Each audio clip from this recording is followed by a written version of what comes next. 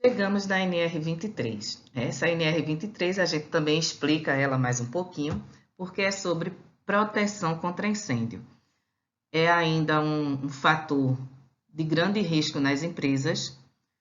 É uma situação que, quando acontece, ela pode levar a danos muito graves à propriedade, a danos muito graves aos trabalhadores, e é preciso a gente saber a prevenção desses incêndios e, pelo menos, a forma de acabar com o incêndio, de apagar o incêndio o mais rápido possível, né, até que chegue o corpo de bombeiros e possa fazer o trabalho mais específico daquilo ali. Em relação à ANR, a gente vai ver lá que todas as empresas, todas, independente do tamanho, número de funcionário, todo estabelecimento, tem que ter sistemas de proteção contra incêndio. Tem que ter saídas suficientes para as pessoas, em caso de emergência, né, saírem daquele local e ir realmente para um ambiente externo. Tem que ter equipamentos de combate a incêndio, equipamentos de combate ao fogo no seu início, que no caso aí seriam extintores, ou até outros equipamentos, né, que vão ajudar aí nesse combate. E tem que ter pessoas treinadas para o uso desses equipamentos, que são os chamados brigadistas. Toda empresa também precisa ter alguém na função, digamos assim, de brigadista. Não precisa contratar um brigadista, né? A norma técnica, a NBR 14276, né? O número da NBR que fala sobre brigada de incêndio. Você não precisa contratar pessoas específicas para isso, mas tem que treinar os trabalhadores para assumir esse papel quando necessário. E nessa mesma norma vem dizendo a quantidade de brigadistas de acordo com o tamanho do estabelecimento e o número de funcionários. E os turnos de trabalho, viu? Porque a gente precisa ter pessoas treinadas em todos os turnos. E aí vamos lá para o conceito de fogo, né? Isso aqui vai ser bem só uma lembrança, porque vocês já sabem, né? O fogo é o resultado de uma reação físico-química quando a gente junta materiais combustíveis, que podem ser sólidos, líquidos ou gasosos, quando a gente junta uma fonte de calor e quando tem oxigênio suficiente no ambiente. Vocês estão vendo aí o oxigênio acima de 13%. Essa é a quantidade necessária para que o fogo seja alimentado. Não é a quantidade que a gente respira, tá? No ambiente, a gente respira em torno de 21% de oxigênio, mas com 13% o fogo ele já acontece, ele já fica ali sendo alimentado. Como combustível, né, como falei, nós temos os materiais sólidos, líquidos e gasosos. Os sólidos e os líquidos eles se transformam primeiro em gás e depois se inflamam. Cada um desses produtos, desses combustíveis, eles estão definidos em classes de incêndio, que a gente vai ver mais na frente, porque é justamente com essa classificação do incêndio que você vai saber o produto mais adequado para extinguir esse fogo. O oxigênio, você tem aí o gráficozinho, né, mostrando que no ambiente a gente tem 21% de oxigênio, 78% de nitrogênio e 1% de outros gases. Mas como eu falei, menos do que isso, menos do que essa quantidade, né, se tiver outros contaminantes ali naquele local que esteja reduzindo a porcentagem de oxigênio, mas se tiver 13%, já tem fogo. E a fonte de calor pode ser qualquer coisa. Pode ser a temperatura de uma máquina que está esquentando, pode ser um cigarro, que isso é possível, pode ser a temperatura do sol, né? Pode ser qualquer fonte de calor que dê início a essa chama, dê início a esse fogo. E a propagação, né, e a continuidade desse fogo também vai depender de outros elementos. Existe também hoje um quarto elemento que é levado em consideração na hora do combate ao fogo, que é a reação em cadeia. Então, vocês que alguns estavam acostumados a chamar de triângulo do fogo, Hoje vocês escutam as pessoas falarem em tetraedro do fogo. Então, o que é isso? São 4 elementos: o combustível, o comburente, o oxigênio, o calor e a reação em cadeia. Essa reação em cadeia, para deixar de uma forma bem simples, nada mais é do que o calor que é desprendido daquela temperatura, daquele fogo, e que continua gerando mais fogo. O que é que vocês estão vendo aí na imagem? Vocês estão vendo um material aqui queimando e vocês estão vendo que esse material, em algum momento, ele foi apagado. Mas, na verdade, o que a gente conseguiu apagar daqui foram as chamas. Não foi o calor, só a chama. E esse material ainda tem calor. E esse material ao redor dele aqui ainda tem oxigênio. Então, na hora que eu chego com a fonte de calor próximo, ele volta a pegar fogo novamente. E aí continua esse velho ciclo. Por isso que em alguns incêndios, o pessoal do Corpo de Bombeiro passa 1, 2, 3 dias fazendo ali o rescaldo, continua molhando, porque por dentro pode ainda ter alguma fonte de calor suficiente para esse fogo começar novamente. Precisamos ter cuidado em relação à propagação do fogo. Lembra que eu disse que a fonte de calor pode ser uma máquina que aqueça. Então, se eu tenho uma máquina aquecendo junto de um outro produto de fácil combustão, eu vou ter isso aqui, ó, a condução. Então, a propagação do calor pode ser pela condução, que é o contato com outro material aquecido, pode ser pela convecção, que é em relação ao ar quente. Isso aí é muito importante para quem trabalha no transporte com combustível, quando vê que lá na frente pode ter uma fumaça, pode ter um incêndio. É interessante, às vezes, eles darem uma paradinha e procurar saber o que está acontecendo, porque aquele ar quente pode iniciar o fogo naquele caminhão de combustível que eles estão transportando, e também em relação aos edifícios, ao edifício vertical, ao prédio vertical, que o ar quente pode pegar fogo, pode iniciar o fogo em outros apartamentos. E nós temos a irradiação, né, que é uma outra forma de propagação do fogo também. Está distante, mas você tem essas ondas de calor que elas chegam, e se o outro material tiver ser de fácil combustão, provavelmente ele também vai pegar fogo. Com isso, a gente também traz aqui para vocês os métodos de extinção. Como é que eu faço para apagar o fogo? Eu preciso conhecer qual é o meu produto, qual é a classe desse produto. Mas basicamente eu tenho o resfriamento, que é feito através da água, e através da água eu corto um elemento daquele triângulo do fogo, que é o calor.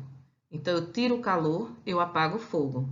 Eu posso fazer o abafamento, que às vezes é mais difícil, porque eu tenho que tirar o oxigênio, ali do ambiente, mas eu tirando o oxigênio, eu fico só com combustível e com calor, então eu não tenho o fogo. Ou pode ser através do isolamento. Do isolamento é quando você retira parte daquele material que ainda não queimou, isola ele, separa ele, ou até mesmo tira aquele material que está queimando. Aí, de repente, eu quero uma cadeira, tá junto com outras cadeiras. Você tirou aquela que está queimando, aquela dali, infelizmente, já está perdida, vai continuar queimando, mas você não deixou que se espalhasse para as outras. E aí você conseguiu fazer a extinção do fogo. Esses são os métodos, mas a gente tem elementos, a gente tem equipamentos que ajudam a fazer essa extinção. Como eu disse, para fazer essa extinção, a gente separa os produtos em classes, onde você tem os materiais sólidos, madeira, papel, borracha, né, tecido, como classe A. Nós temos os líquidos, como classe B. Na classe C, nós temos materiais que estão energizados. E na classe D, nós temos um material que é chamado de pirofórico. São metais que até mesmo em contato com água, eles podem se incendiar. Hoje também se trabalha com a classe K, que é a classe da gordura, do óleo, tá? Então, vocês podem escutar por aí. Existem quantas classes de incêndio? 4. Se tiver resposta 4, ok, tá certo. Se algum lugar que vocês forem fazer um concurso e tiver também 5 classes e essa outra classe for a K, de óleo e gordura, então a resposta correta vai ser essa. Pronto, aqui nós temos uma tabelinha bem colorida, mas de fácil entendimento, para vocês saberem qual tipo de extintor, qual tipo de agente extintor a gente vai usar em cada tipo de incêndio. A água. Onde é que eu posso utilizar a água? A água eu posso utilizar nos incêndios de classe A, nos sólidos.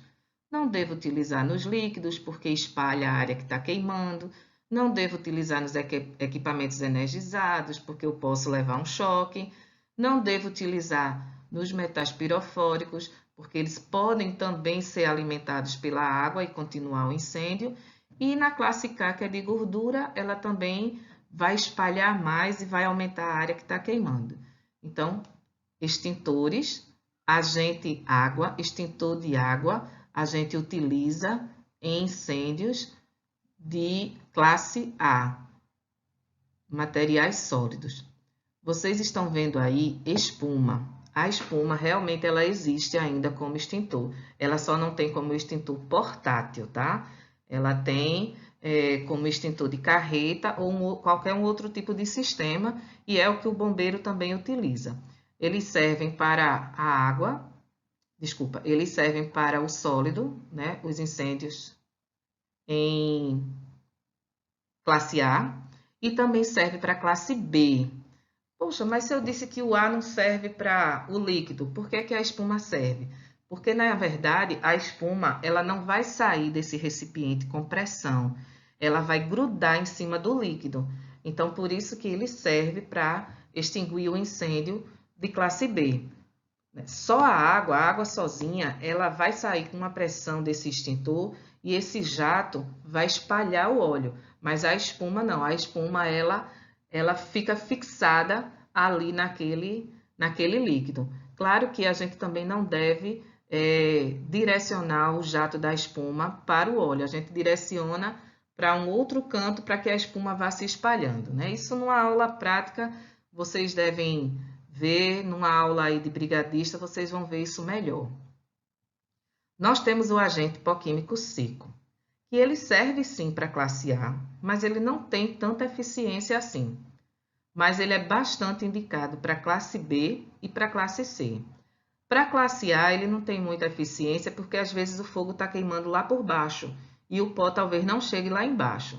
Se você usar, vai demorar muito mais para apagar o fogo.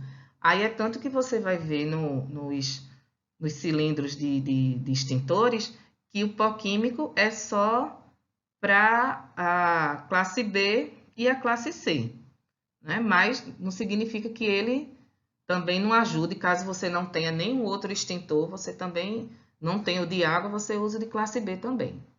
Já o de CO2, ele não vai funcionar, né, em incêndios de classe A, porque o CO2 ele faz o papel de afastar o oxigênio e o incêndio de classe A ele é muito mais resistente, mesmo que saia um pouco do oxigênio, ele continua queimando, mas ele é muito eficiente para os incêndios de classe B e classe C, líquidos e equipamentos energizados, né? Que aí você não vai ter o risco de levar choque e vai acabar o incêndio sem danificar muitos equipamentos.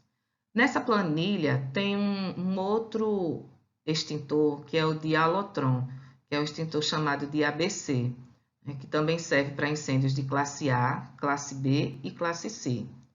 Agora, essa classe D, que são de metais pirofóricos, vocês estão vendo aí que é um pó químico, mas não é o mesmo pó químico das outras classes. É um pó químico específico. Vai depender do metal que está se usando para ser definido qual é esse pó químico.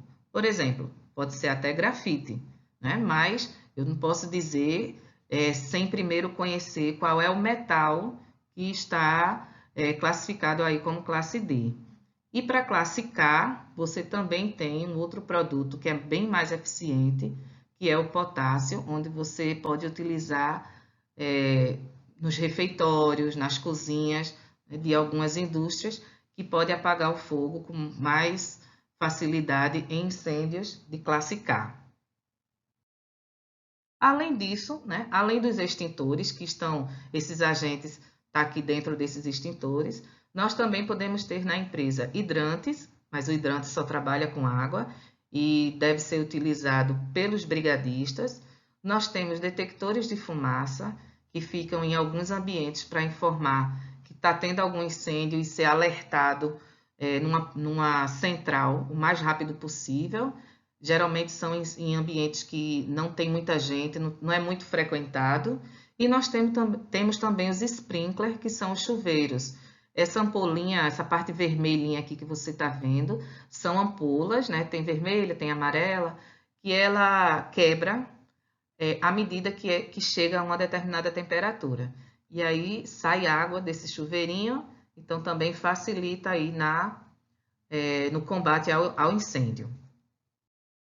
Mas é claro que enquanto os brigadistas, enquanto os trabalhadores estão tentando apagar o fogo, talvez seja interessante já ligar imediatamente para o Corpo de Bombeiros, para que eles se dirijam até a empresa e façam toda a avaliação do que aconteceu. Lembrem-se que, dependendo do lugar onde você mora, a cidade que você mora, o trânsito dessa cidade, dependendo da localidade da empresa e de onde está o corpo de bombeiro mais próximo, eles vão demorar a chegar. Então, é por isso que as pessoas na empresa precisam ter esse conhecimento já para ir tentando dar uma melhorada ali em alguma coisa antes que chegue o bombeiro. Não dá para a gente ficar de braços cruzados esperando o pessoal chegar, não, porque a ação do fogo é muito rápida. Mas vocês só vão fazer isso se realmente vocês forem treinados. Se vocês não são treinados, se vocês não conhecem os equipamentos, então é melhor esperar sim pelo bombeiro para vocês nem estarem se ferindo, nem estar prejudicando mais ninguém.